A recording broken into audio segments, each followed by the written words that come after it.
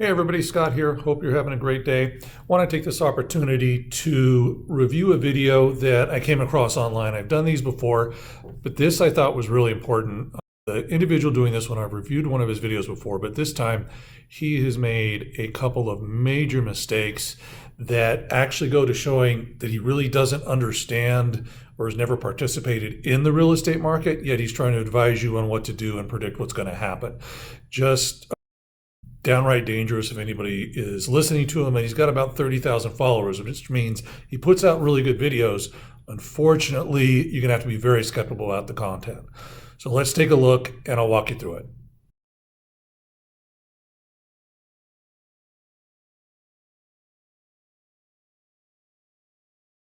Housing market begins to nosedive. If you've watched any of my videos, you know that he's about 6 months late because starting in January, we began to recover.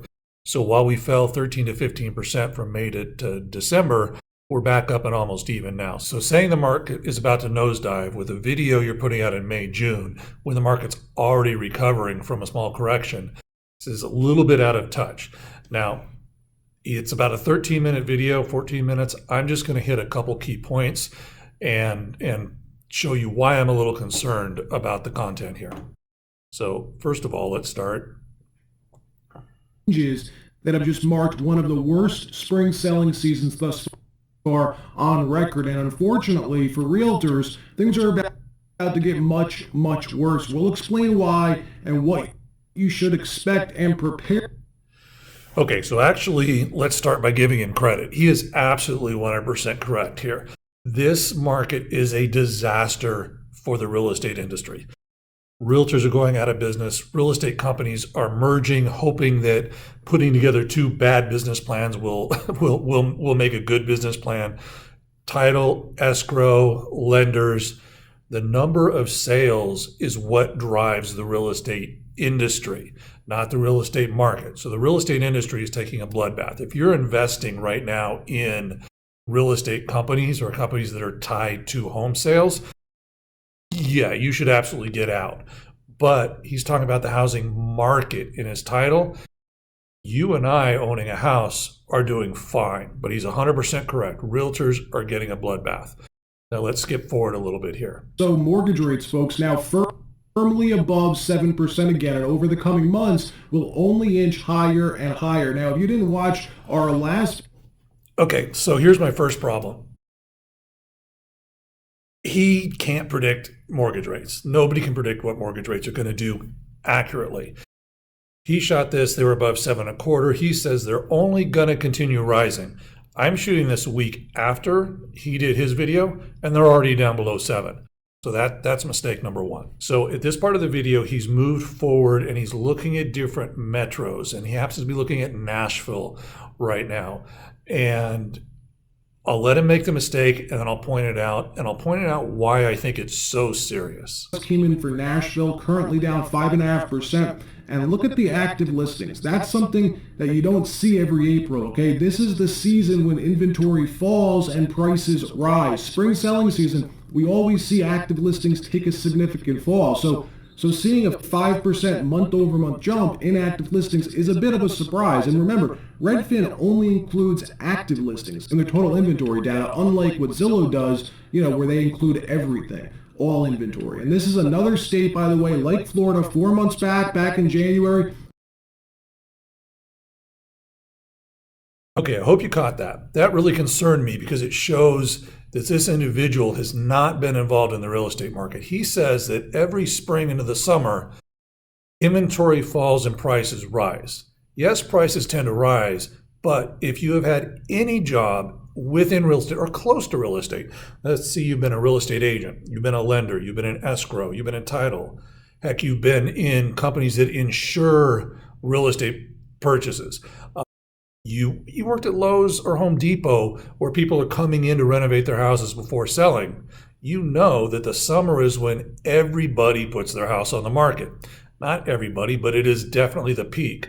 By him saying that it is always a drop in inventory in April, it shows that he has not been involved in the real estate industry ever, because that's one of the first things you learn is how your business ebbs and flows.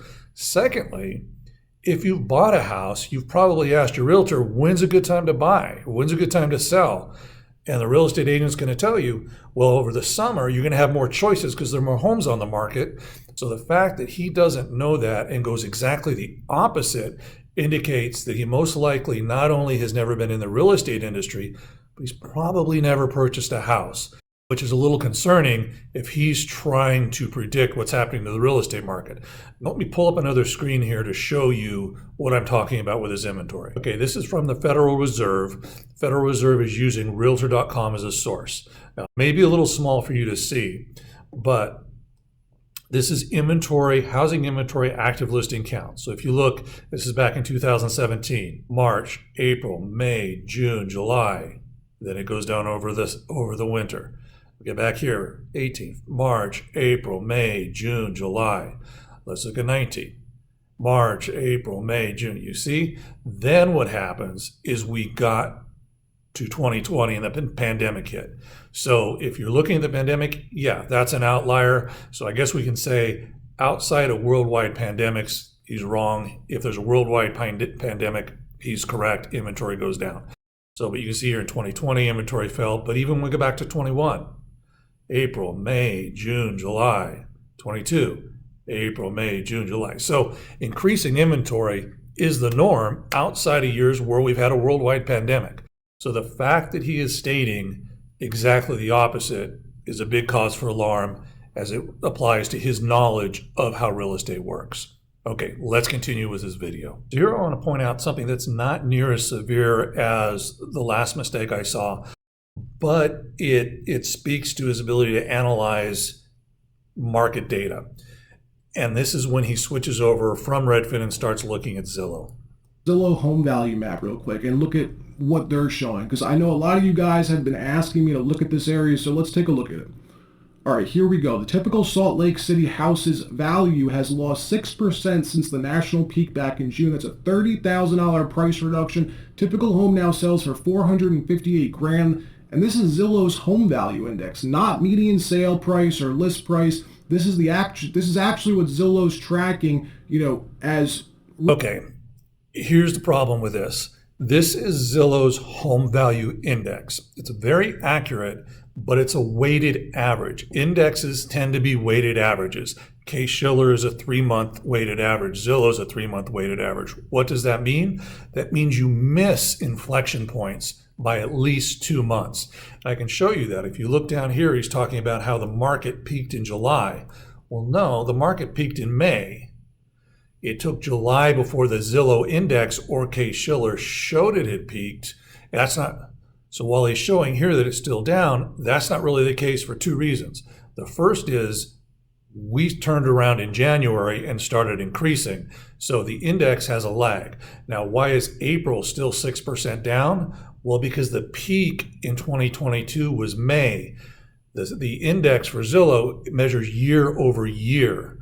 So yes, April was 6% below last April, but we saw a very steep dive from May to December, and now we've been on the way back. So I want to give you an example of what I'm talking about. So there's 2 things I want to show you with this chart. This chart is a graph of median detached sales prices in San Diego County through May of 2023. First thing I want to show you is how an index delays the actual inflection points of a market. So this is actual median sales price data, and you can see we bottomed in January at 849, and we actually started coming up in February. Now I'm going to exaggerate, and I'm going to say it's a 6-month index, smoothing index, and you'll see what happens here is this still shows us falling in January, falling in February, and then picking up very slightly in March. So what happens with an index is because it's smooth, you're averaging out several months, and it takes you longer to see inflection points. Now, historical, it's very good at smoothing out the bumps. But on a national or a city level, you don't really need to do that because you have enough sales that you don't have a lot of statistical noise.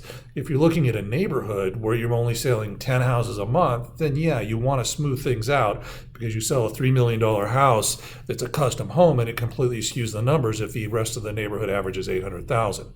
So the next thing I want to show you is the fact that real estate prices are quoted on a year-over-year basis.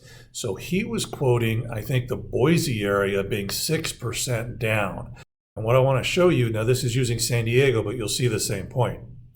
So if we look at San Diego County, we're down 1.7%. So if you see the newspaper report, San Diego market's down 2%, you think we're still falling, but we're not. We're down 2% compared to a year ago. And in the following 8 months, the market went down and corrected 15%. We're actually rising very quickly in the last 4 months. In 4 months, we've gone from a median price of $849 to a median price of $963. But the newspapers and the press are still going to report this as down almost 2%. So when you're looking at data, you've got to try and look at a chart, or you want to get month over month data, because trying to see how the market is doing based on a year's worth of data, you're going to miss the changes. So when we get to middle of July and the press is reporting June data, if we continue up another percent here, the fact that the market fell last June is going to put us in a year-over-year growth. So you'll hear the news in July that, hey, the real estate market's up 1%, and you'll think the market finally turned. Wrong. You missed it. The market turned in January. But because real estate data is reported year over year, if you just listen to the press and the press releases, you're going to be 6 months behind in a lot of cases. And that, I think, is what's happening with this guy's video. All right. Thank you very much for watching. I hope I didn't come across as too harsh, but I really have a problem when people are acting as experts when it's apparent they don't really understand what they are presenting. Now, this gentleman does a great job. He's got 35,000 some odd subscribers. But anytime you see somebody doing real estate videos and they're doing more than 2, maybe 3 a month, they're going to be sensationalizing things. And the reason is the market doesn't move that fast. There's not news coming out on a daily basis that is going to affect the average home sale. Real estate moves pretty slowly.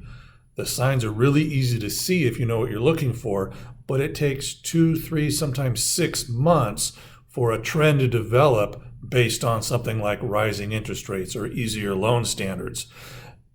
Trying to put out a video every single week or multiple videos a week, you just got to make stuff up and you end up making mistakes and you can mislead people. So just be careful when you're out there watching. I'll keep doing these videos. Hopefully we can find some people who are doing a great job and we'll highlight those people also. All right, thanks a lot. If you have any questions, hit me in the comment section and I'll do my best to respond.